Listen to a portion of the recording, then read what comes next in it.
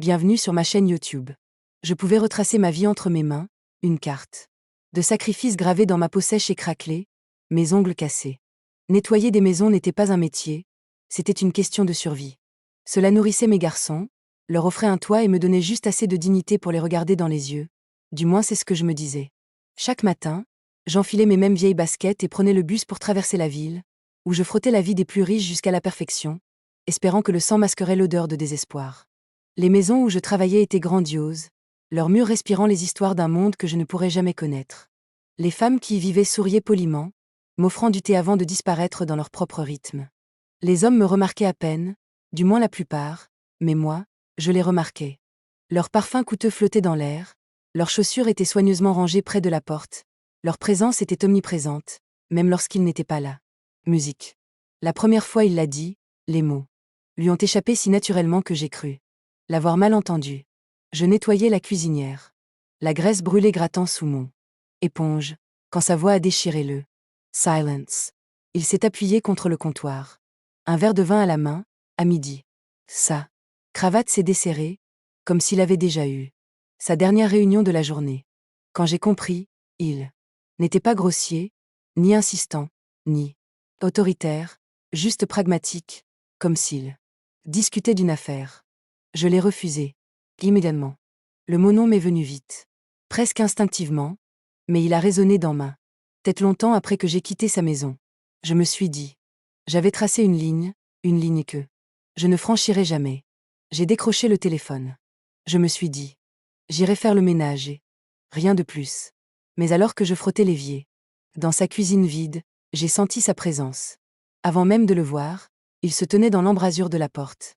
Son regard fixe mais pas Predator. L'offre était toujours d'actualité. Là, suspendait entre nous comme une odeur de nettoyant au citron et de savon. Cette fois, je n'ai pas dit non quand je l'ai suivi. À l'étage, mes jambes étaient lourdes comme du plomb. Chaque pas m'éloignait un peu plus de la femme que je pensais être. Sa chambre sentait légèrement le cèdre et quelque chose d'épicé. Le genre d'eau de Cologne chère qui persistait. Même quand il ne la portait pas. Contrairement au chaos qui régnait dans ma tête. Quand il m'a touché, ses mains étaient chaudes mais impersonnelles, glissant le long de ma taille comme pour tester mon poids. Mes sensations frémissaient sous chacun de ses nerfs. Légèrement de malaise et d'autres choses. Quelque chose que je ne voulais pas nommer. Ses doigts agrippèrent le tissu de mon chemisier. Le froissant tandis qu'il le retirait de ma tête. L'air frais frappa ma peau, un rappel brutal. De ma vulnérabilité. Je n'ai pas fermé les yeux. Je ne pouvais pas. J'ai plutôt fixé la pièce. La douce lueur d'une lampe de chevet. Les lignes épurées des meubles qui évoquaient une vie que je ne connaîtrais jamais. La sienne. Ses mains se mouvaient avec une confiance pratique, épousant la courbe de mon dos tandis qu'il me rapprochait. Je sentais son poids contre moi, me clouant au matelas. Le lit grinça sous nous, le bruit plus fort qu'il n'aurait dû l'être.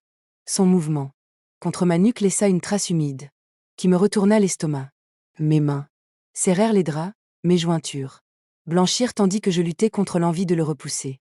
Chaque mouvement semblait calculé, délibéré, comme s'il cochait des cases dans son esprit. Je détestais la façon dont mon corps réagissait. La réaction qui se répandait malgré la répulsion qui bouillonnait en moi. Yemé Dissais.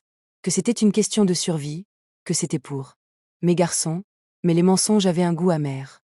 Quand ce fut fini, il me glissa une enveloppe dans la main. Les billets à l'intérieur étaient nettés. Soigneusement plies. Je la tenais comme si elle pouvait me brûler, son poids était plus lourd qu'il aurait dû l'être. Je ne suis pas retournée tout de suite. L'argent couvrit un mois de loyer, remplit le réfrigérateur et me permit d'acheter les nouvelles chaussures des garçons pour la première fois depuis des années, mais cela avait un prix. J'évitais les miroirs, craignant ce que je voyais peut-être. Le regard fixe de moi la nuit. Je me suis frottée la peau jusqu'à ce qu'elle soit à vif, mais aucune quantité de savon ne pouvait effacer le souvenir de ses mains. Quand il a rappelé, j'ai répondu, même si je ne pouvais pas dire pourquoi il n'offrait pas plus d'argent. Il n'en avait pas besoin. Mon silence était tout l'accord qu'il exagate. Cela ne s'est pas arrêté là. Il m'a présenté à ses amis. Leur regard s'attardait d'une manière qui me tordait l'estomac. Je pensais pouvoir dire non, mais quand ils ont glissé enveloppe dans ma main, je n'ai pas pu les regarder dans les yeux. J'ai hoché la tête. Leurs mains étaient plus rudes, moins délicates. Je me suis préparée à la morsure de leurs poignes, au poids d'eux. Leur corps me plaquant contre les canapés. Et les comptoirs, et dans l'hôtel. Les odeurs m'ont accompagnée, eau de Cologne, sueur, la légère. Odeur metallique de regret. J'ai appris à m'engourdir, à disparaître dans la sensation jusqu'à ce que ce soit fini. Il ne parlait pas beaucoup, juste assez pour me guider. Le silence était pire. J'avais l'impression de n'être pas une personne, juste un corps. Yemed Issaïs. Que c'était temporaire, que j'arrêterais. Dès que j'en aurais assez. Mais la ligne que je pensais avoir tracée dans le sable avait depuis longtemps. The Sparrow. Quelques nuits après que les garçons soient endormis, je m'assieds à la table de la cuisine. Et j'essaie de rétablir l'équilibre dans mon esprit. D'un côté, les ventres pleins de mes enfants. Leurs nouveaux vêtements, la façon dont ils ne murmurent plus ce qu'ils veulent, mais ne peuvent pas avoir. De l'autre côté, l'engourdissement, qui s'étend un peu plus à chaque fois, facilitant la déconnexion de ce qui m'attend. J'ai appris à flotter au-dessus de moi-même pendant ces rencontres, à observer de loin les mains d'hommes inconnus, qui se déplacent sur ma peau. L'engourdissement est presque confortable maintenant, comme un ami qui m'aide à survivre. Mon plus jeune fils m'a dit la veille que j'étais la meilleure maman du monde.